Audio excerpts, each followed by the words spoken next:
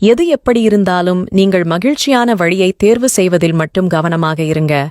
காயப்படுத்துகிற சொற்களை நம்மால ஏற்றுக்கொள்ள முடியாம நாம எப்படி வருத்தப்படுகிறோமோ அப்படித்தான் நாம பேசுகிற சொற்கள் பிறரை காயப்படுத்தும் என்பதையும் புரிந்து கொள்ளுங்க.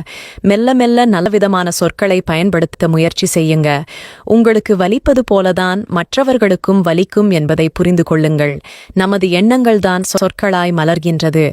ஒரு சொல் வாழ வைக்கும், ஒரு சொல் வீழ வைக்கும், ஒரு சொல் நம் மனதை மகிழ்விக்கும், நல்ல சூழலை உருவாக்கும், குடும்ப உறவுகளை பேணிக் காக்கும். ஒரு சொல்லை நம்பியவன் பல தொல்லைகளில் இருந்து விடுபடலாம். ஏதோ ஒரு வகையில் யாரோ எப்போதோ சொன்ன சொற்கள்தான் நமக்கு இப்போது பாதைகளாக மாறியிருக்கின்றன. உன்னுடைய சொந்த கருத்துக்களையும் உனக்கு கிடைக்கும் அனுபவ காட்சிகளையும் எல்லோரிடமும் கூறிவிடாதே. சிலரிடம் நீ சொல்கிற வார்த்தைகள் உன்னையே தாக்கும் ஆயுதமாக மாறக்கூடும். எச்சரிக்கையாக இரு.